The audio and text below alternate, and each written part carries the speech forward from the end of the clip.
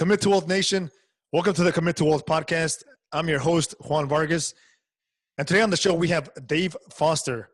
Dave has over 20 years of experience in all phases of real estate investing, from large-scale institutional and residential development to small boutique real estate investments. He specializes in discovering multiple ways for each investor to create portfolio-enhancing strategies using the power of the 1031 exchange. Dave Foster, welcome to the show. Hey, Juan, it's great to be here. Thanks for having me. Hey, I appreciate you taking the time out of your day and making it happen here. So where are you calling from? Where are you based? Where's your office based? I'm in sunny St. Petersburg, Florida. Oh, beautiful. Yeah, it's if I could try really hard, I could probably find a cloud today. But that's really hard. Yeah. No, that's awesome. I love that. Yeah, Florida is definitely beautiful. You know, I've been over there a few times and it's been a couple of years since I've been there. I have to plan a trip to go get it back out there and just enjoy the sunny weather and the beaches. You know, that's what it's all about. You know, living in St. Petersburg, you're always 10 minutes from some form of beach. So you can always find water when you want it. Beautiful. The key, Juan, for everybody out there and for you, make sure you're going someplace with warm water. We wanted to get to a beach, so we moved to Connecticut for a couple of years. It didn't take us very long before we said, wait a minute. We asked God to let us go someplace with water, but we forgot to ask for warm water. So it's kind of like the California waters, like the Pacific Ocean. You know, you would think because it's so sunny out there, you know, you would think that the water is kind of warm, but it's far from that.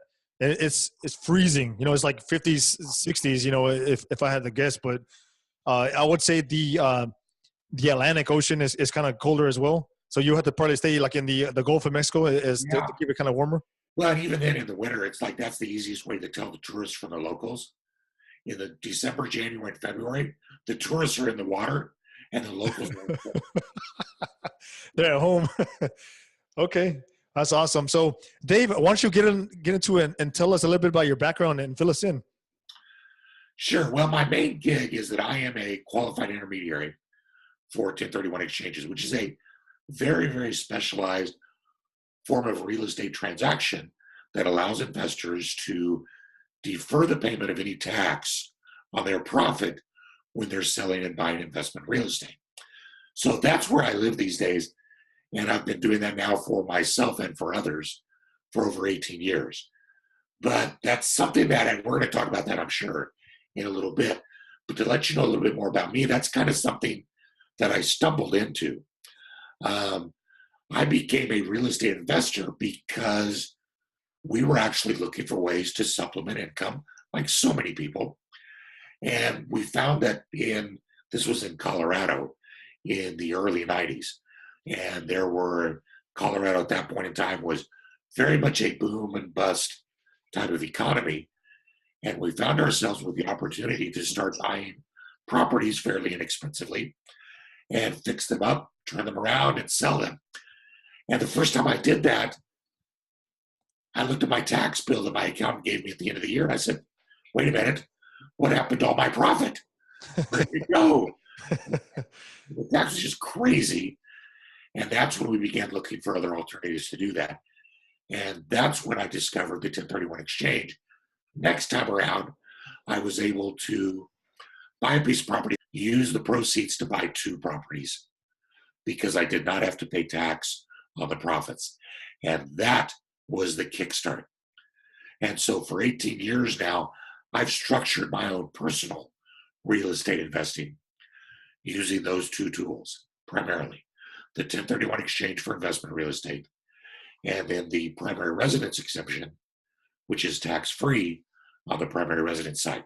Now, I have to caveat that by thanking my wife, because she's going to see this, because in order to take advantage of the primary residence exclusion, you do have to move once in a while.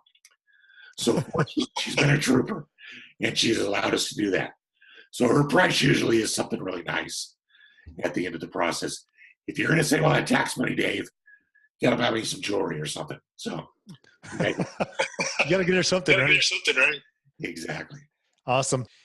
Okay, Dave. So just to be clear, when you're doing a 1031 exchange, are you exchanging the net funds or is it the sales price? Like, how does that work?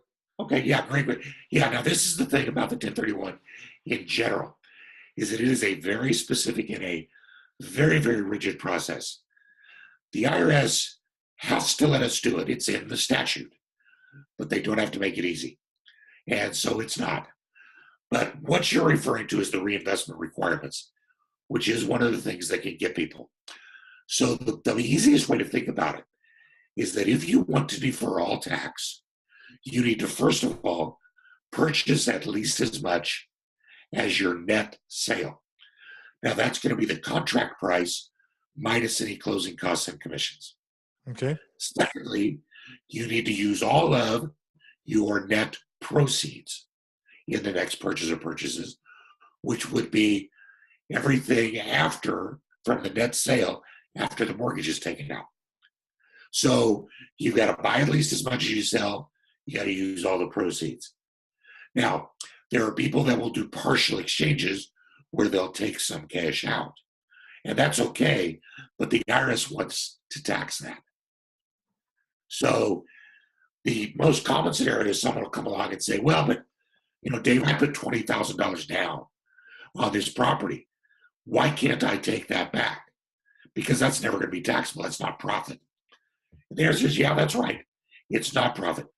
But for the privilege of doing the 1031, the IRS says, we'll leave our tax in. You've got to leave everything else in. So that's the agreement that you're making. It's the exact same $20,000, right? But when you take it out in a 1031, you may call it your original capital. The IRS calls it profit. And the last time I did the calculations, it was the IRS that had nuclear weapons and a standing army. Well, I'm not going to win that argument. Any money you take out, you're going to pay tax on. Yeah, you can't beat Uncle Sam when it comes to taxes. So you got to make sure that you do it right. Yeah, for sure. What are the time requirements and deadlines? I know, there's some time requirements that you have to get done. When you close a property, you have to identify a property within a certain number of time and close on a property within a certain number of days. So can you tell us a little bit about that? Yeah, that's usually the thing that scares people the most, because from the day that you close the sale of your old property, and you always want to think about a 1031 as a sale followed by a purchase. So the 1031 starts with the sale. From that date, you've got 45 days to shop around and look for potential replacement properties. You don't have to have those properties under contract, but day 46, that list cannot be changed any longer. And you can only purchase properties that are on that list. So if you don't have it under contract and say day 60 or day 90, the property falls through, another property you get outbid for, another property has a hurricane, whatever, those are still the only properties that you can use to purchase. So that 45 days becomes very, very critical. Now, in my experience, and you're seeing this as well too, because I've seen the number of units that you have, and I know where you're at with your investing portfolio. Real estate has become, would you say, a highly commoditized kind of product. It used to be very one-off because the world was such a big place. The internet did not let us bring it together. But now real estate is pretty much the same nationwide. And your access and my access to it is really all the same. Right. There are folks in California right now watching us talk who are thinking, I want to see what Juan's got going on in Texas. Right. I want a vacation property in St. Petersburg now. David call, whatever. But because it's highly commoditized, that has taken a lot of the sting out of that 45-day list. If there's still a fear, but it's really more a psychological fear. Because what's available in the market right now is pretty much what's going to be available in the market in 30 days. It's just that it's all going to be different addresses, but it's going to be the same type of product. And when you're an investor, we always tell people, don't we? Don't fall in love with that property. fall in love with the numbers Yes. that property's given you. So that's the 45-day thing. And there is one other little hack on that 1031, on that 45-day list that you can use. And that is that by statute, the only thing that must happen in order is that the sale closes before the purchase. So if you've got your property for sale under contract and you feel really good that's going to close, then you can absolutely go and put a contract on the property you want to buy immediately. It's just the sale has to close before the purchase closes. And then the other thing that follows along with that one that is a huge boost to you in this market is that people are always coming to me and saying, Dave, such a seller's market. Nobody's going to sell me a property giving me a contingency to wait until my other property closes so I can do a 1031 exchange. I get that. But what I tell people is, yeah, but don't forget that while that is an issue if you're a buyer, you're also a seller. And that property that you're selling, you're in control of, and it's a seller's market. So if you can't get a contingency on the property you're trying to buy, why not go look at a contingency on the property you're trying to sell? And sell it only if the buyer will give you a floating closing date or the opportunity to locate your next property first. See, that takes all the sting out of the 45 days. It's very manageable. Yeah. So what happens if you don't meet those guidelines or those deadlines? Are there any penalties or what can you do to minimize that? Yeah, there's absolutely nothing that you can do to salvage the 1031 at that point. If you don't make the deadlines, and by the way, the other deadline is that you have 180 days from the day you close your sale to complete the entire process, which isn't so bad. But there's nothing you can do to save the 1031 if you fall outside those deadlines. But there is no penalty in starting a 1031 and not finishing it. Okay. So one is you pay the tax. So yeah, your penalty will be that you would have to be liable for your portion of the taxes, if you weren't able to get it done within that certain period of time. Right. Exactly. Okay. No, there's really not a lot of fear factor. It's like you can pay the tax now, or you can take a shot at doing a 1031 exchange. And quite frankly, most people are able to find good properties that they like. Okay. You mentioned earlier that you have your sales price and then you subtract your closing costs and then you have your net, right? Well, minus your mortgage, if you had a mortgage or debt service. So what about closing costs? Can you pay any of the closing costs with the funds of the 1031? Yeah, absolutely. All the normal closing costs, your real estate commission, title insurance, if there's prep fee for the closing documents, all those kinds of things come out to make your net sale. So it's usually what's on the settlement statement creates your net sale, and then you subtract the mortgage from that. And that's your two numbers, the net sale and the net proceeds. And that's what you have to purchase and reinvest. Got it. Okay. Is there like a minimum dollar amount that you recommend when doing a 1031? I mean, if it's 50 grand, like if you make a sale for 50 grand, is that something that you technically you probably could do it, but do you recommend it? Or, what's the minimum that you would recommend that you see mostly done? Honest to gosh, that is such a personal decision because some people just don't want to be troubled, and I've we've gone through the calculations with folks and they've had tax liabilities of more than six figures. And they just say, it's not worth it at this time. I'm not going to do it. Okay. But I literally had one lady in Cape Coral, Florida, of all places, who bought a lot for $1,000 and sold it for $10,000. And she wanted to do an exchange. And at that point in time, the exchange was going to cost her $750. And I said, you realize that you're only going to be saving about $500 or $600 in taxes. And her response was, well, yeah, but that's my $500 or $600. I said, okay. Okay. I mean, so everybody has a different taste and a different, I guess it depends on what your overall future goals are as well, right? So if you don't plan on, investing consistently, then maybe taxing out or cashing out might be the best way. But if you plan on, growing larger and larger and larger, then maybe doing a 1031 exchange consistently is probably the best way, right? Right, because that's always going to move that tax forward and Right. let you keep control of it. I always, if people are in a situation like that where they're kind of on the fence about wife, I also will ask them to take a look at their personal life. If you've got unsecured credit issues, student loan issues, things where your interest rate could be double digits, sometimes you're better off taking the tax hit and then starting over Yeah. because you still have your original capital to work with. You've paid down some expensive debt. And that's when you can look also, because now you're out of the 1031 realm, you can start to look at investing in some things like some of the syndications, like what you do, because then you're not having to worry about 1031 eligibility. Right. Right. And To add to that, the other question, is there a maximum number of times that you can do a 1031 exchange? no, I actually just had this chat with a guy yesterday. He's got 17 properties and he wants to can only do 2 or 3 a year. Any property that qualifies, you could do a 1031 exchange on. There's absolutely no limits on that. But the properties must qualify for a 1031 exchange.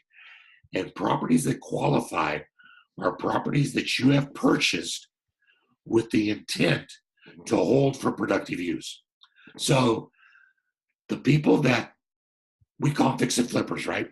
The people that buy properties just to resell them, that property doesn't qualify. The IRS is going to say that that property is inventory that you've created. And they're going to want the tax on that, no 1031.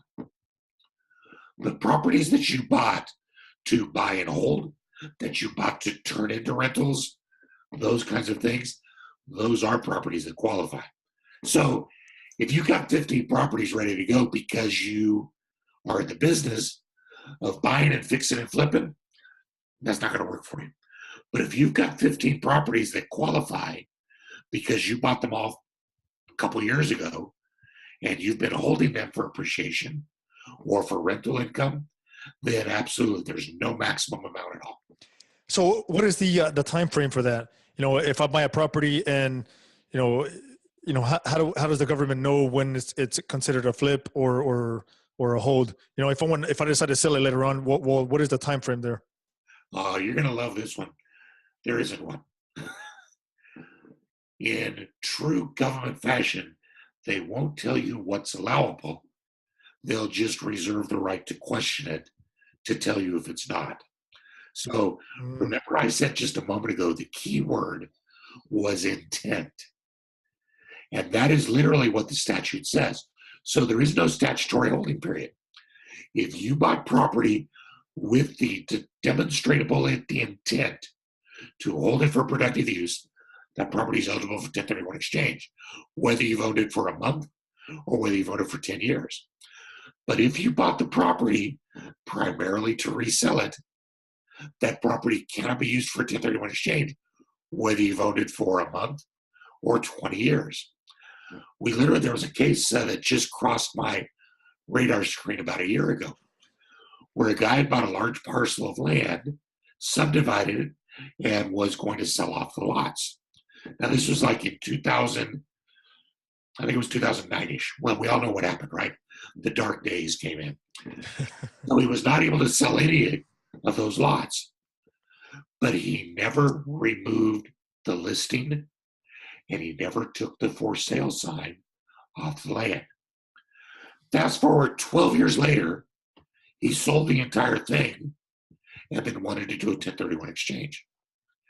And the IRS audited it for whatever reason and disallowed it because he had the property officially for sale the entire time. So that's how sticky they can get. Yeah. Most people feel very comfortable at anything over a year. The mantra used to be a year and a day. If you have it a year and a day, you always will file it on 2 different tax returns. It's always going to be a capital gain, some things like that.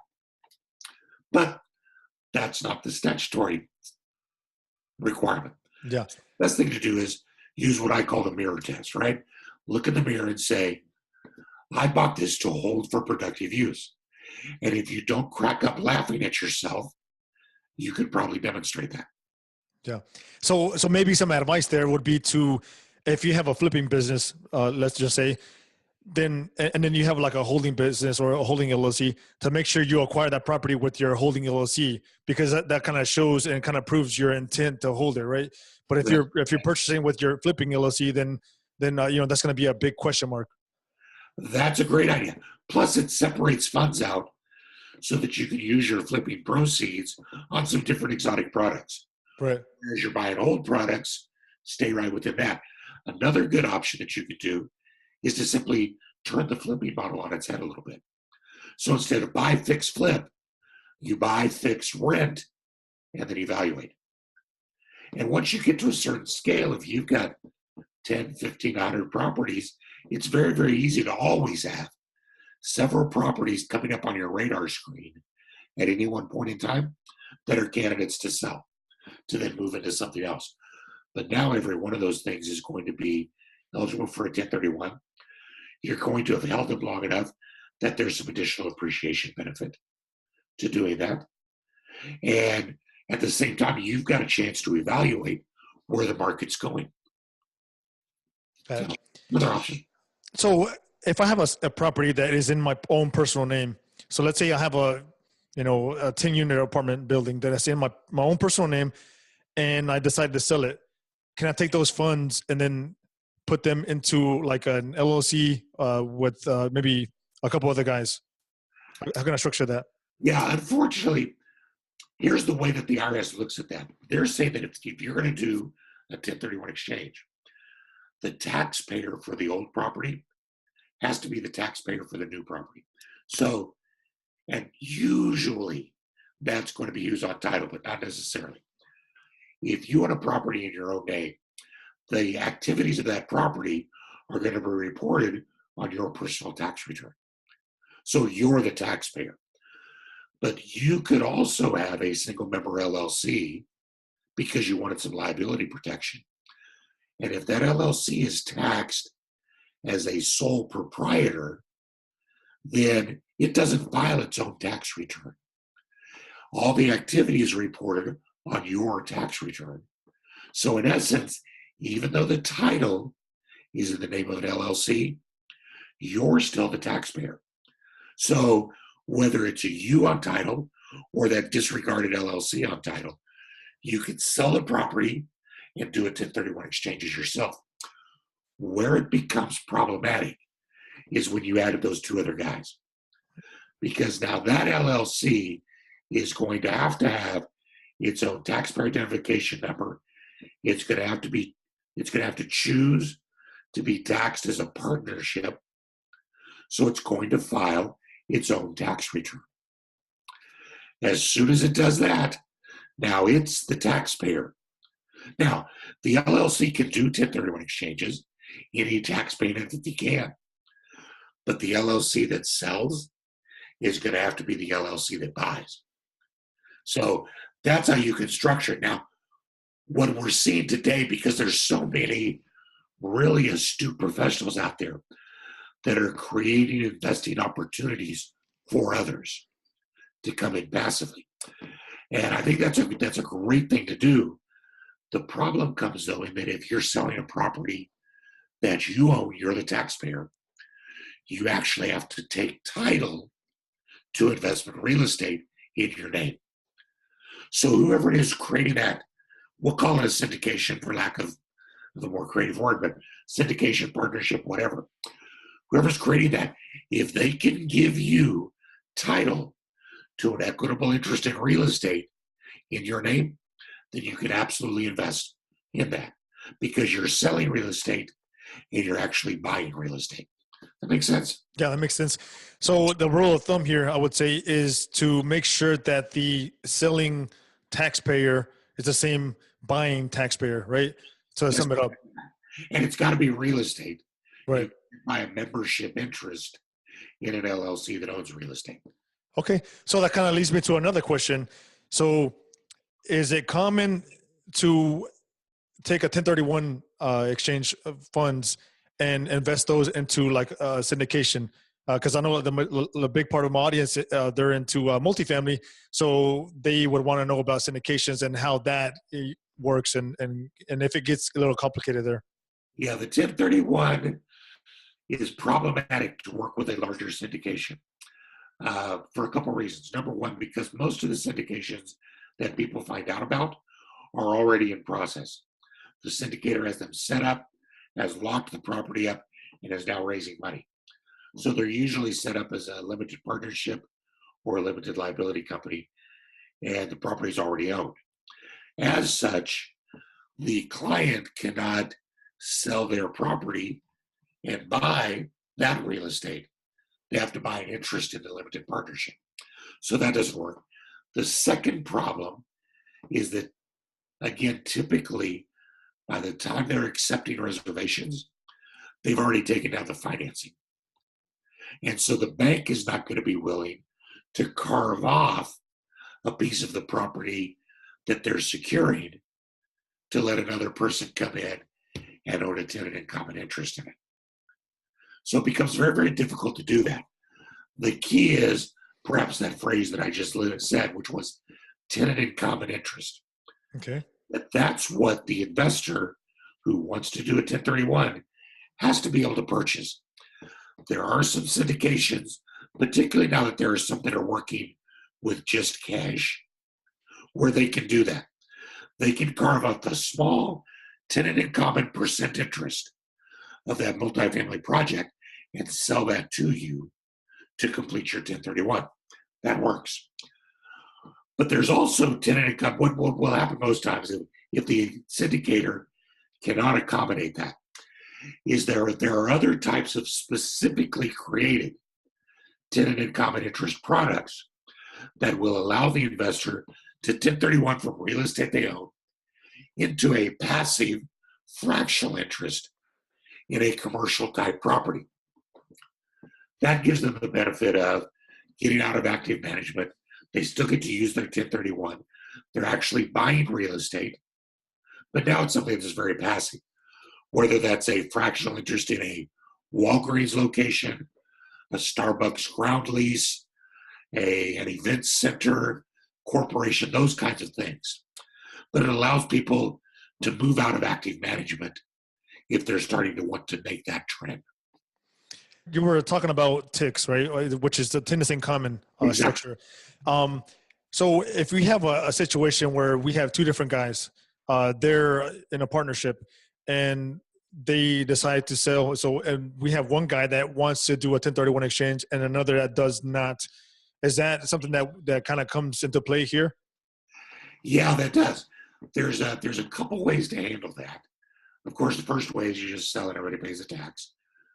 But one guy's wanting to save some tax. So to not disadvantage him, the partnership may want to do a 1031 exchange of its own and go and do a partial exchange.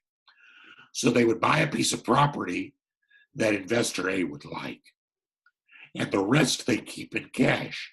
So there's going to be a taxable liability. Once the 1031 is complete, now the partnership is sitting on, they own a property, they have cash, they have a tax liability. At that point in time, we would sit them down with their accountant and say, it's time for you to dissolve the limited partnership and go your separate ways. Well, how are they going to distribute the assets? They're going to give the property to the one investor. They're going to give the cash, the tax liability to the other investor. So the two can separate. So there's ways to do that. If you're tenants in common, you don't even have to go that far. If two people are tenants in common on a piece of property, they can simply sell that property and each one could do their own 1031 exchange. Or one could take cash, one could do a 1031. When you're a limited partnership or a limited liability company, it can still work, but you've got that added step of the entity needing to do the exchange and then dissolving it and giving the property to the different parties. Okay, well, yeah, awesome information because I know that every single partnership does not work out like as planned. At the very beginning, you try and hope that it does, but it doesn't always work that way. So that's good for those guys that come across those certain situations where they have to kind of separate, but they do not want to pay the hefty taxes. Right. So, what is a typical cost of a 1031 to go through the whole process? It's there's a bit of a range that's somewhat geographical, and it's somewhat based on economies of scale. But you should be able to get a good quality exchange done for $700 to $1,000. And this is regardless of the price of the sales price. Again, usually there's a little bit of flux, but yeah, that's going to get you a long ways. Obviously, the more expensive the property, there's going to be somewhat more liability, somewhat more documentation, but it's still going to fall within a fairly okay. So somewhere in that range. Okay. Yeah, and I think it's a great way for such a small price to pay. I think it's such a great way to defer your taxes and keep growing, at a larger pace. So definitely, guys, definitely check that out. And it's something that you guys should definitely look into doing here if you're in that situation. So, is there anything else that we haven't discussed today that you can maybe you feel like it's important for the guys to know? Well, when there was an interview, I was just listening to your last statement. It's like I heard someone phrase it this way the other day, and it made so much sense. They said, "So, Dave, what I'm doing is I'm paying $750 to kick the can down the road another 45 days. See what's out there." Yeah. I said, "You know what? That's absolutely right. And if you're looking at a hefty tax bill, that 750 really becomes, fairly noise level in the process." Yeah, as minute. Yeah. So, yeah, I think the people that we see that have the greatest amount of success are people that plan early and people that put together a good team. So they want to have a good accountant on board, qualified intermediary. That is one nuance about the 1031 is you can't do it yourself. You have to use a qualified intermediary who's going to handle that part of the process. But they are an added part of the process. So they do not handle the closings. They don't file your tax return. They only do the 1031 portion. So an accountant, the legal team, a QI, your realtors, your bird dogs. Again, that 45 days is kind of the key to the whole thing. So you want to have as many professionals out there looking for your properties as possible. That's what I would say the key is. Okay, awesome.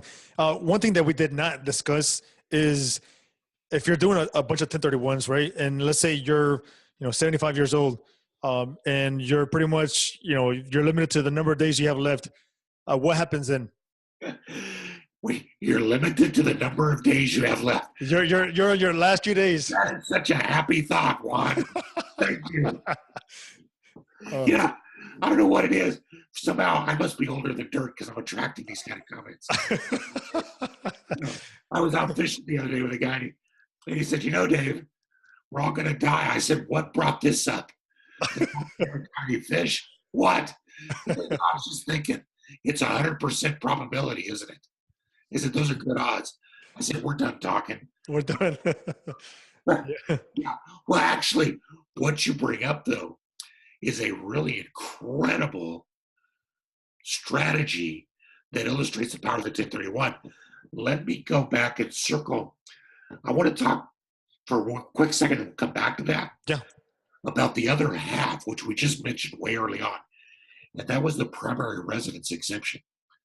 So there's two types of property: investment property and your primary residence.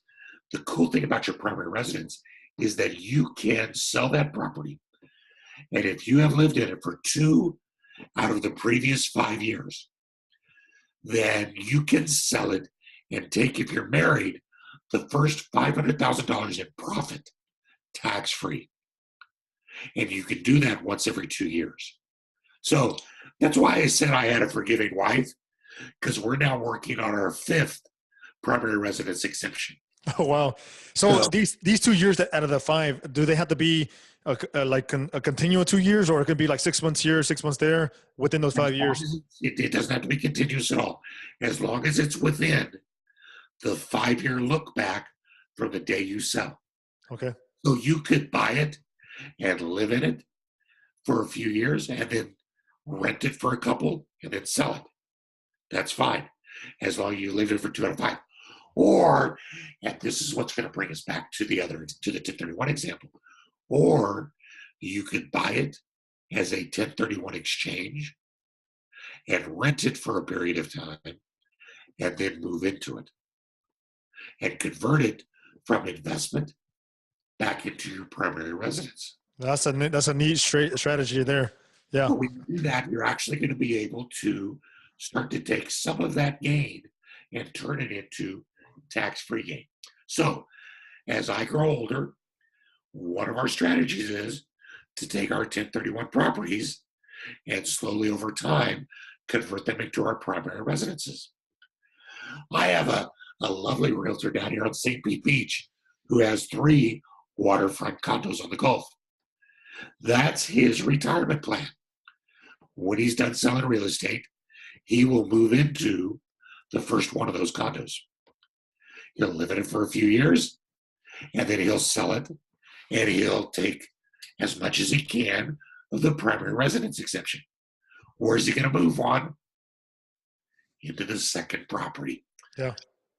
I asked his wife, I said, are you on board with this?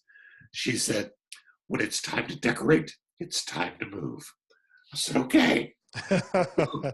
That's how he's doing the retirement to make it tax-free.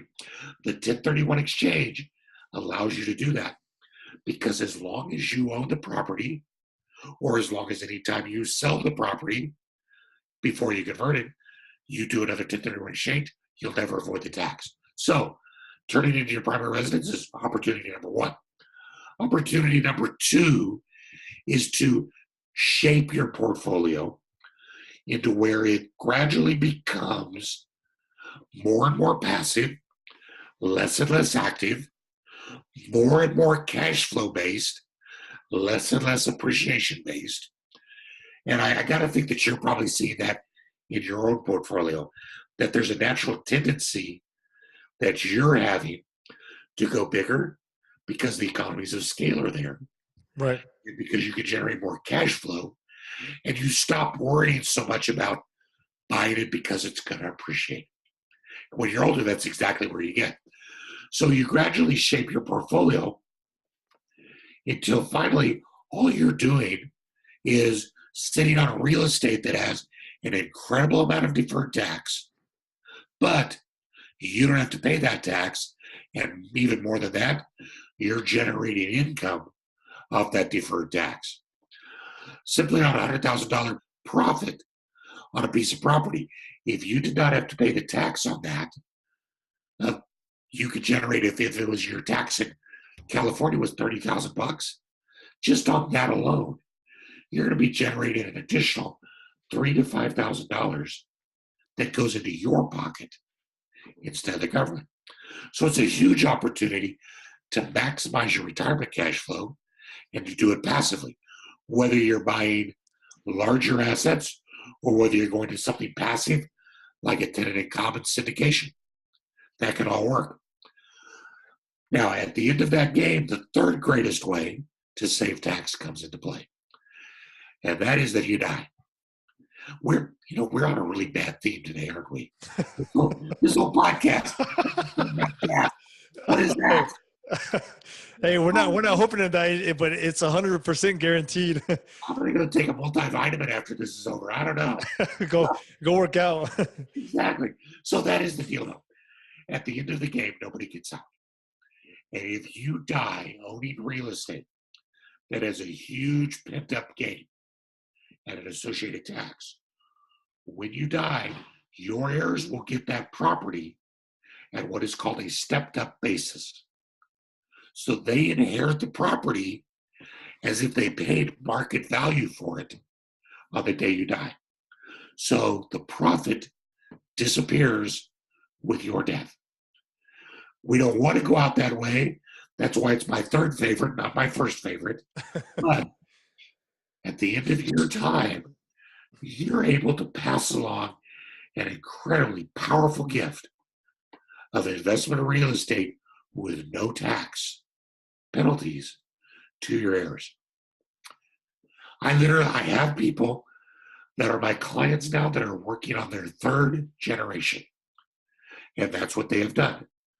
Their grandparents and great grandparents bought real estate and 1031 exchanged it into big portfolios, and they passed away and gave it to their parents. And their parents are now dying and passing it along to them. Yeah, That's 60 years of generational wealth with no tax. Yeah, that's pretty impressive. If you can, use it to your advantage and do a strategy similar to that, then you can pass on wealth, from one generation to another, and it definitely will set you up good for life. So, all right, Dave, is there a key tool, source, or platform that you use frequently that can help others? Well, this is where I tell you can go visit my website at www.the1031investor.com. We just went live with this new site last week. I've got a book coming out that's going to be on it called Exchange Up, and we're placing a bunch of calculators on there because information is the key to knowing what move is right for you. Exactly. Yeah. So being able to calculate fairly accurately your gain, your tax situation, looking at alternative proformas to see where you want to go. Those are the kind of things that are going to be on there. The site specifically for our company that does the 1031 exchanges is www.erg1031.com. That's the letters Echo, Romeo, Golf, the number 1031.com.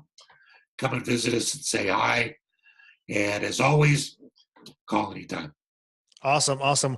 Well, Dave, thank you so much for your time. Thank you so much for the amount of information that you gave us here today. I'm sure the audience learned a lot, and as did I. So thank you for that, and I hope you continue your success. Yeah, that sounds great. Thank you. The fishing's on me when you come down. Oh, awesome! I'm gonna hold you to that one for sure. So, all right. Well, thank you so much, Dave. Appreciate it. Take care. All right.